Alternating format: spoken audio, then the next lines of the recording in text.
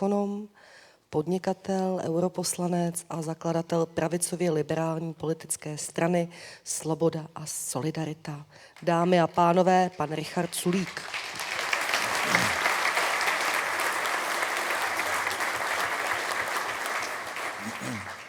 Veľmi pekne ďakujem za pozvanie a privítanie. My máme teraz volebnú kampaň a každý kampaňový deň končí niekde alkoholom, teda prepáčte mi ten hlas trochu. Prepáčte mi, prosím vás pekne, aj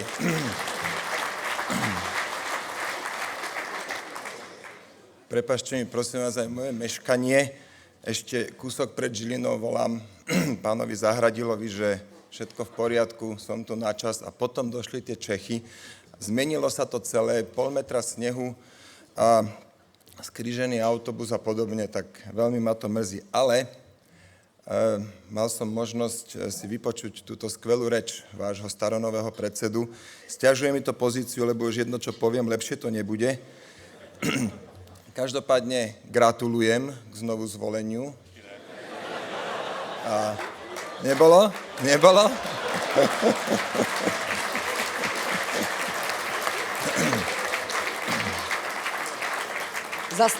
Zase takové zpoždění jste neměl.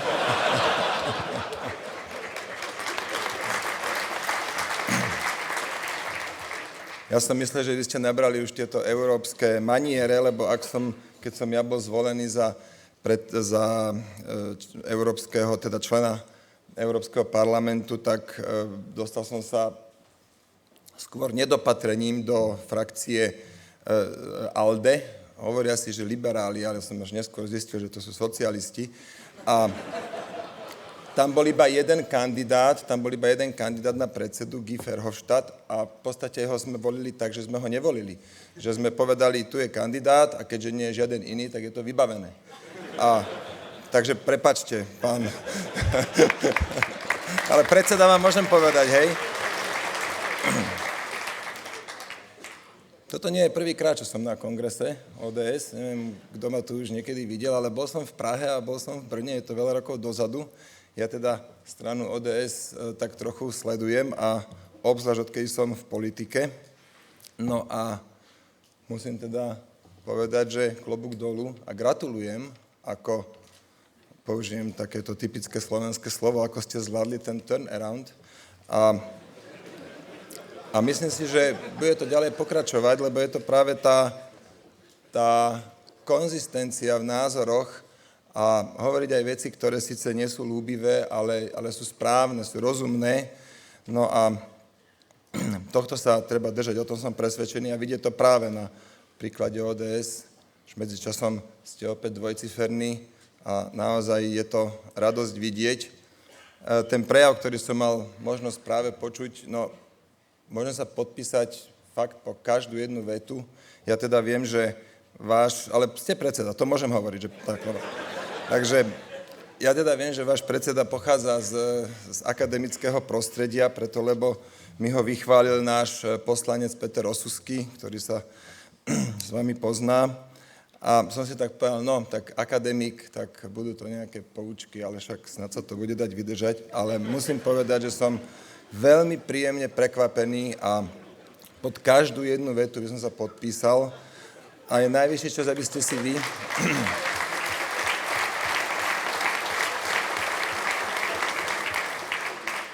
Myslím si, že by ste si mohli začať hovoriť, že ste pravicová a liberálna strana, lebo presne to je SAS a tá programová zhoda je taká veľká, že si myslím, že pravicová a liberálna strana to vystihuje. Dovolil by som si teraz povedať pár slov práve o SAS. K programu nebudem hovoriť nič, lebo to ste práve počuli veľmi výdatne a detailne od vášho predsedu.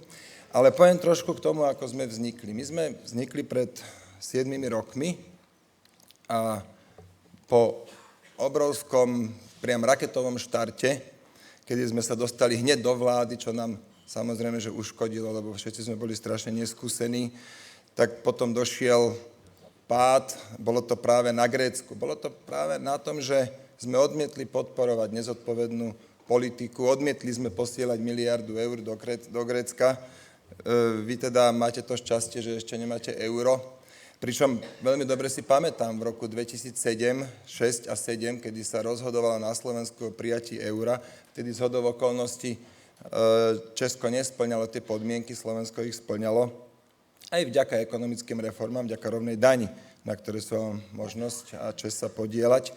No tak Česko to nesplňalo a hovorím si, no tak teraz tí Češi tiež by chceli mať to euro, ale ho mať nebudú, budeme ho mať my, lebo tá eurozóna to je skrátka fajný, poctivý klub a viete, to si musíte, kde samozrejme sa dodržujú pravidlá a tak a to si asi musíte tak predstaviť, že chcete ísť na nejakú diskotéku a tam vás pošľú preč, že nie, tu treba mať pekne, že topánky, kravatu, košelu a potom vás tam všetko to zariadíte a potom vás tam pustia a vy zistíte, že všetci sú tam v rifliach a v otrhaných tričkách.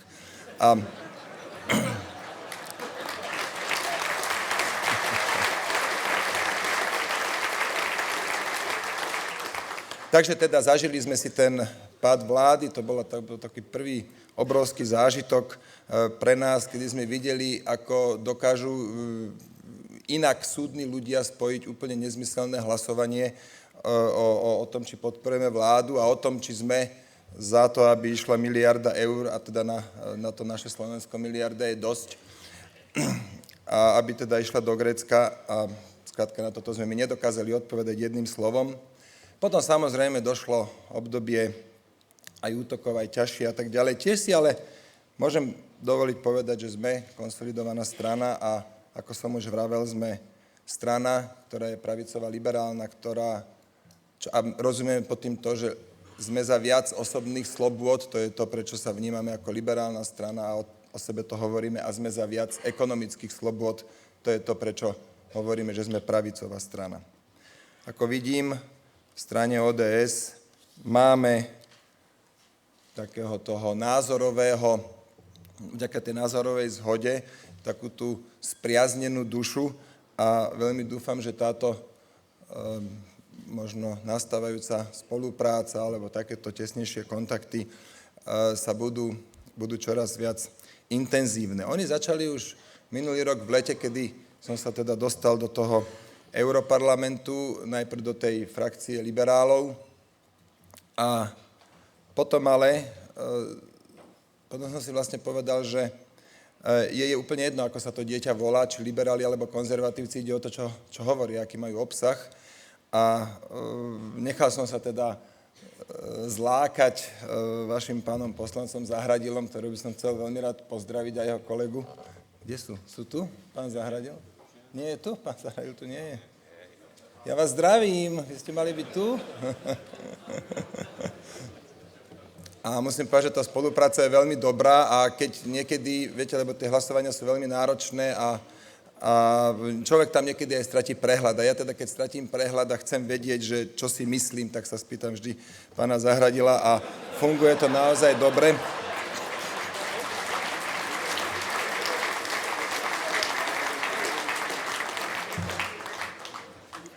Funguje to skutočne dobre a no, vy sa síce smejete, ale viete, ako to niekomu dobre padne mať spriaznenú dušu, že nemusím vysvetľovať, že menej štátu je naozaj dobré, ale že naopak s takým mierne podozrievavo pristupuje ku mne a snaží sa mne vysvetliť, že menej štátu je dobrá vec a vtedy sa naozaj dobre pracuje a musím teda povedať, že tá frakcia, v ktorej sme členmi, bola veľmi dobrá voľba.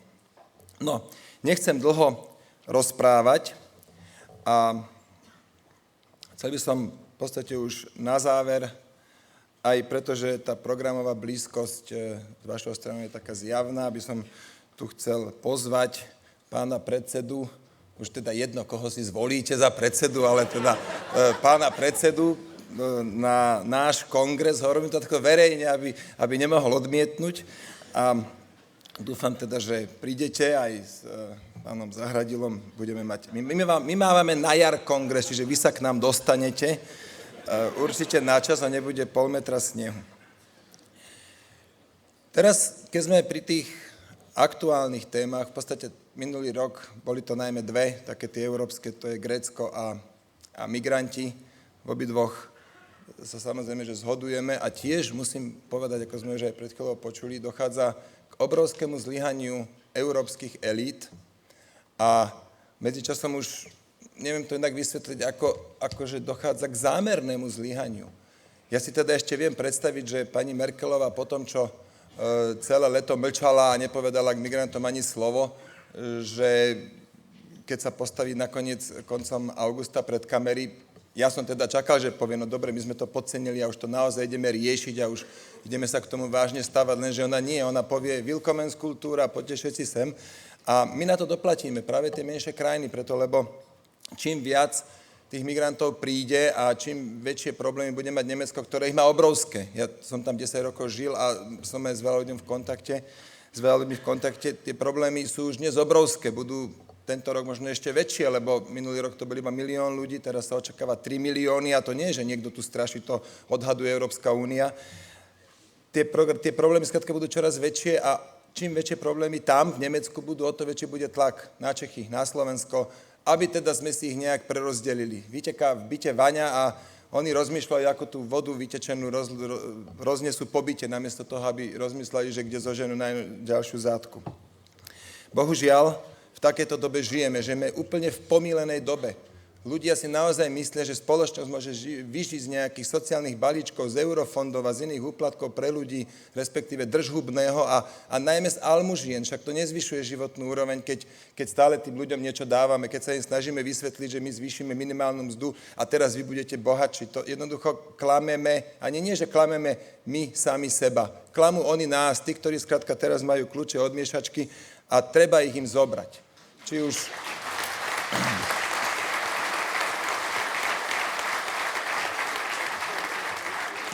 Či už dúfam, že k tomu dojde na jar tohto roku, teda o 2 mesiace na Slovensku, alebo v októbri 2017 tu v Čechách. Ja vám naozaj držím palce, skutočne. Kebyže nepočujem tú reč vášho predsedu, tak by som tak hovoril, že tak ja vám teda prajem vám všetko dobré a fakt majte sa a držte sa, ale teraz to hovorím s maximálnou možnou úprimnosťou, lebo nepovedal by som to lepšie, ako to povedal pán Fiala. Úplne na záver, aby som neprišiel s prázdnymi rukami, ja som si dovolil doniesť darček, nech teda vidíte, že my na to máme.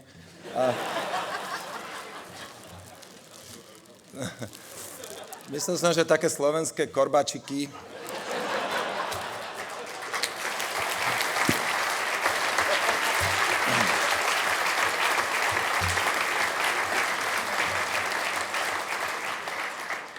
Také slovenské korbačiky určite nemáte a ak aj máte, tak máte ich preto, lebo si ich chodíte kupovať do Zázrivej.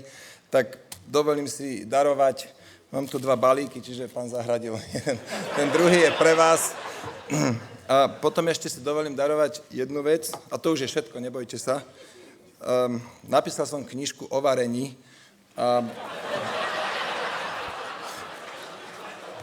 Viete, lebo dnes už skutočne každý pub musí mať vydanú knižku o varení, tak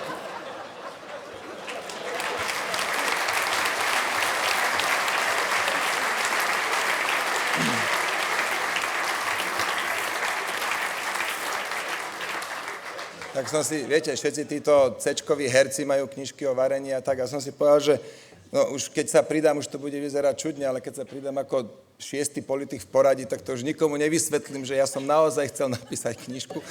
Tak musel som sa poponáhľať. Zlé jazyky hovoria, že som to spravil preto, lebo sa blížia voľby a je to akože do volebnej kampane. Bohužiaľ, musím povedať, majú pravdu. Takže ja vám veľmi pekne ďakujem a všetko najlepšie.